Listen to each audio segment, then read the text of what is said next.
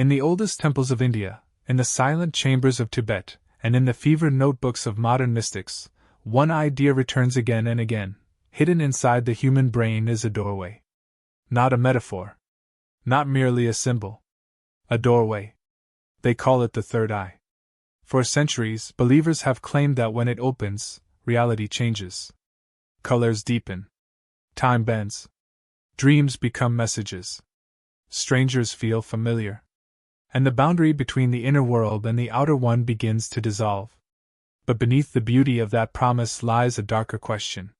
What if awakening is not always peaceful? What if opening that inner eye is not enlightenment, but exposure? Because across history, scattered through spiritual traditions, medical records, and whispered testimonies, there are stories of people who sought illumination, and found fear, obsession, disorientation, and something they could no longer shut out from the darkness beyond. Imagine waking at 3:17 in the morning, heart hammering, with the certainty that someone is standing beside your bed. You cannot move. The room feels charged, almost electric, as if the air itself is watching you. In the darkness, every object seems alive. The curtain breathes. The shadows lean inward. And somewhere deep inside your skull, just behind the center of your forehead, there is pressure, a dull, burning pulse that feels less like pain and more like a signal. Across the internet, in spiritual circles, in meditation retreats, millions now describe moments like this with the same phrase, "My third eye is opening." But what if that phrase hides something far more complicated than awakening? What if one of the most celebrated spiritual experiences in human history also carries the possibility of terror, confusion, and psychological collapse? Because the legend of the third eye has never been about peace. It has always been about power, and power, in every civilization, comes with danger. Long before modern wellness culture turned the pineal gland into a symbol of enlightenment, ancient traditions treated inner vision with fear. In Hindu philosophy, the Ajna chakra was described as the command center of perception, a gateway beyond ordinary sight. In certain Buddhist and Tantric traditions, disciplined awareness was never pursued casually. It demanded preparation, restraint, and moral balance. To see more was not automatically to become wiser. It was to become vulnerable to what the mind could reveal when ordinary filters began to fall away. Centuries later, the French philosopher René Descartes would call the pineal gland the seat of the soul, a tiny structure buried near the center of the brain, small as a grain of rice, yet burdened with cosmic meaning. And that is where the mystery becomes so irresistible. Because unlike mythical organs invented by metaphor, the pineal gland is real. It exists. It produces melatonin. It regulates sleep. It responds to light.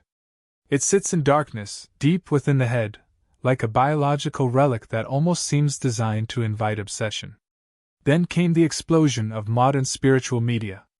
Videos, podcasts, forums, and ecstatic testimonials began linking headaches, vivid dreams, ringing ears, tingling skin, emotional surges, and sudden states of unreality to third eye awakening symptoms. For some people, these experiences felt transcendent. They reported heightened intuition, uncanny synchronicities, overwhelming compassion, and a sense that reality had become layered, symbolic, alive. But others described something far darker: insomnia that stretched for nights, panic attacks during meditation, dissociation so intense they no longer trusted their own memories, and a growing inability to tell whether they were becoming enlightened or unraveling. This is why scientists, psychologists, neurologists, and historians increasingly care about the subject, even when they reject its mystical claims. Because whenever numbers of people interpret altered states through the same sacred story, the result is never just spiritual. It becomes cultural, medical, and human. And that is the hidden scale of this mystery. The third eye is not just about esoteric belief. It sits at the crossroads of neuroscience, religion, sleep, trauma, symbolism, and the ancient human hunger to believe that consciousness can break beyond its limits. The real question is not whether every mystical claim is true. The real question is why so many people, across centuries and civilizations, keep returning to the same terrifying idea, that inside the human mind there may be a door, and once it opens, Not everyone who looks through it comes back unchanged. So what are people truly awakening to, a deeper reality, or the most dangerous depths of themselves?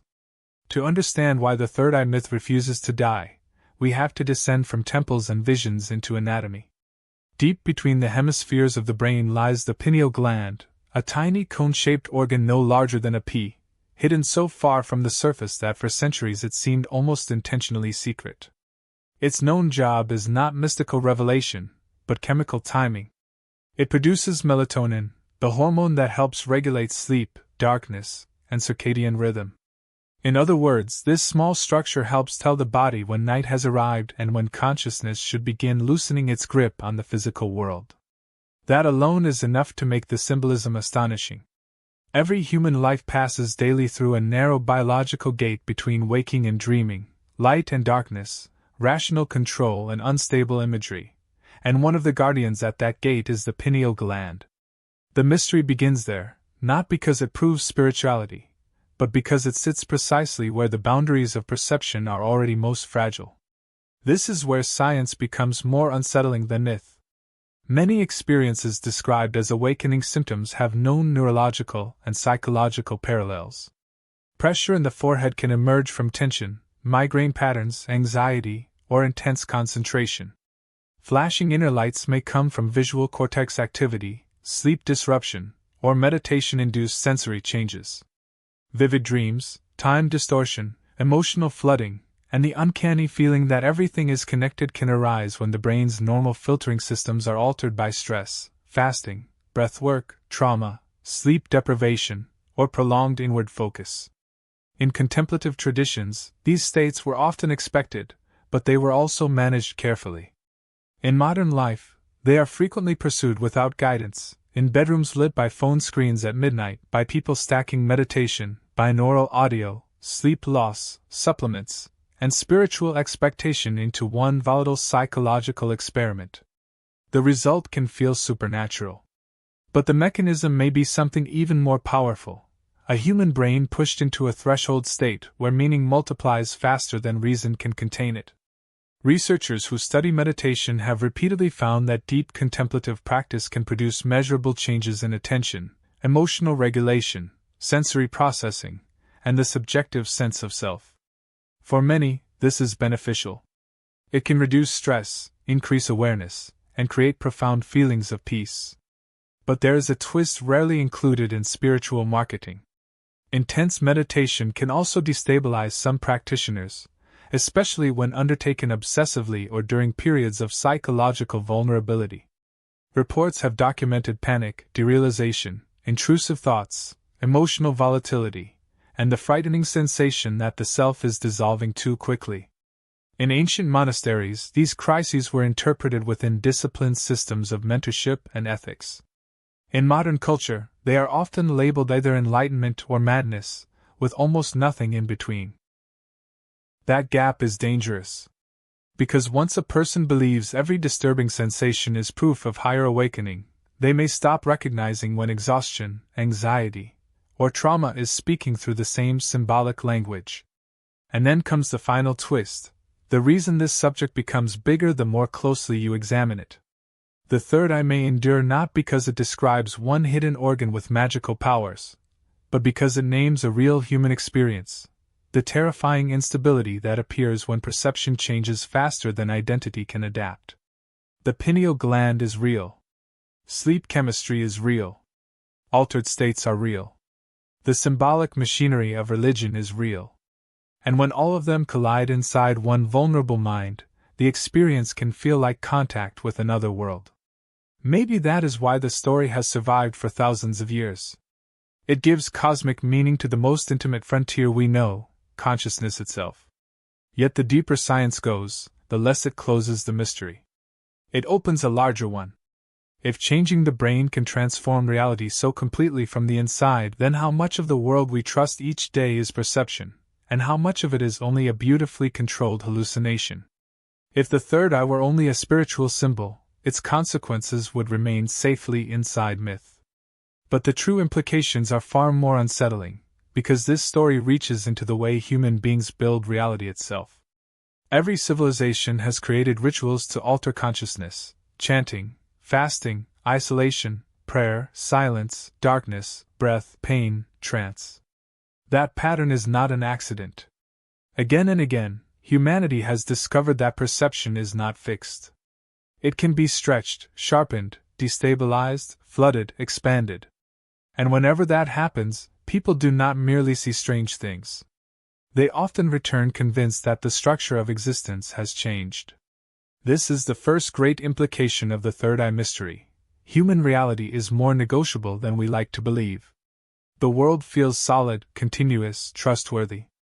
But much of that stability may depend on delicate biological filters that can shift under pressure. Remove those filters too quickly, and meaning can become infinite, overwhelming, even predatory. That possibility reshapes how we think about awakening, religion, and the future of the mind. In the best cases, altered states can deepen compassion, reduce fear of death, and make people feel connected to something greater than themselves. But in darker cases, they can magnify delusion, narcissism, dependency, or terror. A person may mistake dysregulation for destiny, obsession for insight, or fragmentation for transcendence. Entire movements can grow around these misreadings. History is full of visions that inspired wisdom, but it is also full of visions that justified manipulation, extremism, and surrender to charismatic certainty. That is why the danger of the third eye is not simply that someone might see too much. It is that once inner experience feels absolute, the ability to question it begins to collapse. And when doubt disappears, the human mind becomes both powerful and defenseless. The ancient warning suddenly makes sense: before seeking higher sight, one must strengthen the one who is seeing. There is an even deeper implication. The third eye legend suggests that buried within ordinary consciousness is an unused range, not necessarily supernatural, but profound enough to change history. If human perception can be trained, disturbed, or expanded into radically different modes, then our species may be far less psychologically complete than we imagine. We have mapped oceans, split atoms, and photographed galaxies, yet the interior terrain of awareness remains partly wild. Neuroscience can measure correlates. Spiritual traditions can offer maps. Psychology can identify risk. But none of them has fully solved the central problem: what is consciousness when it slips beyond the familiar self? That question matters not only to mystics, but to medicine, artificial intelligence, trauma research, sleep science, and the future of human identity. Because the next frontier may not be a distant planet. It may be the unstable universe behind the eyes, a place where biology becomes myth, myth becomes experience, and experience becomes belief strong enough to remake a life. So perhaps the final secret of the pineal gland is not that it contains a mystical eye, but that it has become a mirror. In it, humanity sees its oldest hunger reflected back: the desire to break through the limits of flesh, to know whether awareness is larger than the body, to believe that suffering hides a doorway rather than a wall. Some will always chase that doorway. Some will open it carefully. Some will force it and be wounded by what rushes in. But the enduring lesson is more humbling than triumphant. Not every light is wisdom.